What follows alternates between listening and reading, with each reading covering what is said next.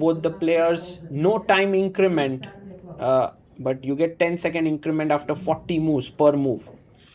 And Magnus opens the game with pawn to e4 and gets up. And Gukesh goes for the Karo Khan. He plays pawn to c6. Fighting opening here by Gukesh. And Magnus plays pawn to c4. And Magnus plays pawn to c4. This is lesser played than pawn to d4 on move 2. But Gukesh plays d5 on move 2. You take. But Gukesh plays and d5. After c takes d5, if Magnus does play d4, we reach the Pano-Botvinnik attack here, which is well known. But there's also c takes d5 here. He takes it. And if you take with the queen, there's knight to c3 move. So, not taking with the queen is right, knight f6. You are attacking the pawn with your knight. And bishop b5 is an attempt to keep the pawn in this position. But knight c3 is effectively saying that I'm ready to give up this pawn. I'll play knight f3, d4, play with an isolated queen pawn. Gukesh takes the pawn on d5. And now knight to f3 is a common way to continue. Knight to f3 is a common At some tournament, I did play with black here, knight c3, bc3 and g6, and I think that was playable, but Gukesh goes for the more solid knight c6 in the center, bishop b5 played, and once again g6, e6, both are options. Gukesh goes e6 to get his bishop out. Yes, his bishop on c8 is a bit restricted. Interestingly, Magnus has played the same opening 17 years ago. He played this against Jan Smeets at Tata Steel in 2009. So Magnus is aware d4 castles and plays rook e1. And now Gukesh takes his time and plays bishop d7. In a way, he's ready that if Magnus takes on d5 to make the structure symmetrical. So the bishop drops back on d3. And now, what will Gukesh play here? He goes rook to c8, keeping an eye on the c3 knight. Magnus takes on d5. E takes d5. And now knight jumps into e5. So taking here is not such a bad option because yes, while this exists, I think it's a decent position here for black. So this is playable, but Gukesh goes bishop to f6, keeping an eye over here, and bishop to f4, defending the knight. This was exactly what was played in the Smeets versus Magnus game. G6 played here by Gukesh, making square for the bishop to drop back, also limiting the bishop here. Queen b3 with a double attack on b7 and d5. And Gukesh now has to be careful, because if he takes on d4, queen takes b7 is better for white. So he goes knight a5, the best move. And now here you have queen to b4. Bishop e6 can be a possibility. Gukesh plays it. Bishop to e6. And rook a d1, the first new move of the game. That Magnus has played. And rook e8. If you look at the position, it's very symmetrical and kind of around equal. A6. b5 could be an idea, or bishop e7 directly could be played. The only thing that is in Magnus's favor is that his pieces are slightly more active. So the bishop attacks the queen, and the queen has to move. I guess queen a4 makes sense. And now maybe once again a6 seems like the natural move here. Gukesh goes queen to b6, and this is not the best move because of bishop b5 attacking the rook and preparing here knight d7, but he plays directly knight d7. This may not be the most accurate move because now Gukesh can take. If he does not take, then the knight jumps back to c5. So for example here, knight to c5, and you can't take here twice because of b4. So that's the reason why he takes on d7, Magnus takes back, the bishop is hanging on e7, knight comes back to c6, defending the bishop and planning rook d8, queen takes d5, and now rook d8. And so Gukesh gets back the pawn in the center, queen to b5 played. Tempting now is to take queen d4. It's a tough move to make, and Gukesh does not play it. He plays bishop f6, which is also a fine move. He keeps an eye on the d4 pawn. Queen takes queen, bishop b8 takes b6.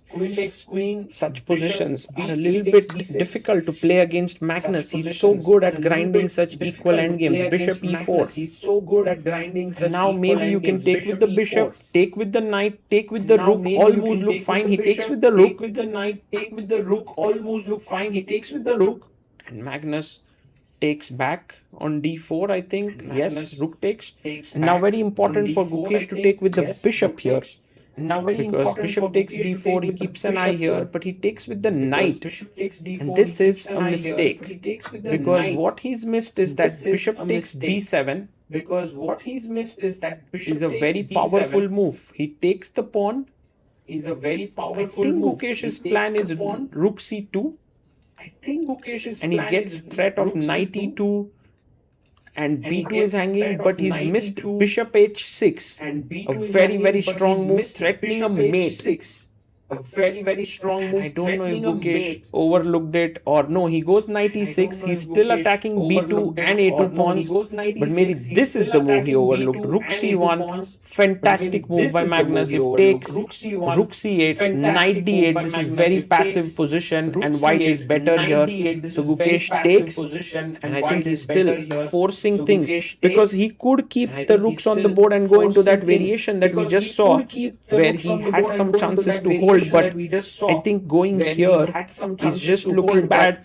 Knight to c5. One thing that you can see Gukesh has done well is kept a 30-minute time lead. So this is the thing which Gukesh has calculated, that now he can go knight a4. And his point is if you play b3, then knight c3 attacks here, check, and a2. So definitely not that. King f1 is a beautiful move by Magnus.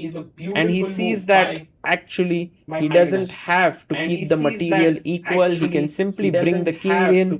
Bishop e3 is coming. This shows the power of the bishop pair. Bishop e3 attacks the pawn here. Magnus down to 2 minutes 20 seconds. Gukesh has 34 minutes. King comes to e7. And now king d2. Yes, he brings the king in. King d6 not possible. Bishop takes f7. So knight a4 played, and now king d3. He moves the king up, and will Magnus be able to win this position in under a minute? That's the question here, because while he's winning, goes bishop b3. Beautiful move. Well, if you go knight c5 check, king c4 is the point. f5 quickly played by Gukesh. If you take here, I take, and then this pawn is weak. So king to b5. f4, and you don't want to go into this opposite colored bishop position. It's a draw. So bishop d2 by Magnus with just 20 seconds. King d7. Gukesh plays, and now you can chop off the pawn. King takes b6. And now knight to e4. The pressure is mounting. Maybe bishop e1 to defend the pawn on f2. He goes bishop c1 even. Magnus is incredible intuition here that his bishop needs to be here. And now should we start pushing the a pawn? No, he goes bishop d5. Very good move. If you would have played a4, then maybe bishop d4 check was strong. So bishop d5 check now. And the point is king b5. Comes back. And the point is king b5. Comes back. g5. g5.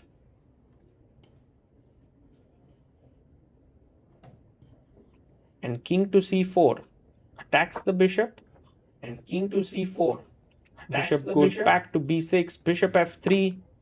Bishop goes and now back to b6, bishop f3. Knight to h1. And now Gukesh is going somewhere knight to far h1. Away with his knight to Gukesh get it out. Going bishop d2. Far away with his knight to get it out. This game just shows bishop you the power of the two bishops. Knight g3. The knight is back. Shows you the power of the two bishops. Knight g3. The Magnus now has 10-second increment per move. He goes Magnus a4. Now has 10-second increment per move. He goes and Gukesh a4. Goes king to c7.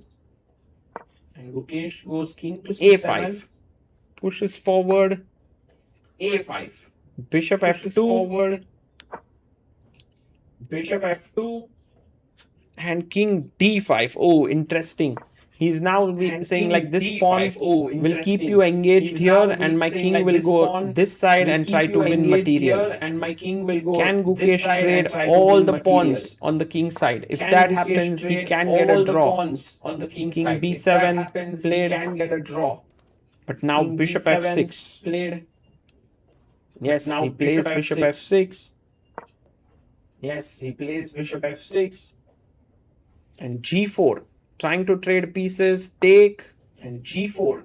Trying to trade pieces, take, and bishop g4. You're going to lose the a5 pawn now. g4. You're going to lose the a5 pawn. First now. Knight f1. Threatening a check to win the bishop. First knight f1. Threatening a check to win the bishop. Ooh, a6. Magnus finds the trick. King a6, bishop e2 check, and you lose the knight. So king a7. King a6, bishop e2 check, and bishop e2 king a7 is the only move. He again finds it. Bishop e2. This is just insane play under time trouble. Knight d2. This is just insane. Bishop d4 check should do the trick. Trading at the right time makes sense. Trading at the right time. It's like playing against an endgame machine. Just not putting a foot wrong here, Magnus. Endgame machine. Just not putting a foot wrong here, Magnus. And now there's no way to prevent the fall of the pawn. And now there's no way to bishop takes f3 was important because if gf3, knight f3 is a draw. So bishop f3, king a6 taken by Gukesh. So bishop f3, bishop d5 taken by Gukesh. Dominating the knight cannot come here, here, here, and here. Dominating the knight and even though you have a pawn which is far behind. It's actually now going to rush down the board. G4, knight f1. It's actually now going to rush the knight wants to come out, but G5. The knight wants to Magnus even has increased his time to 32 seconds. Knight G3 has increased his time to 32 okay, if you go G6 now, G3. Maybe check or knight H5 goes king E5, centralizing his king. Goes king E5, centralizing. And what a beautiful display of endgame by Magnus. G6, the pawn is queening, the knight has to go to H5 and now bishop F3, knight G7, king F6 and knight E8, king E7 and the pawn will queen. Gukesh resigns there. Magnus Carlsen has played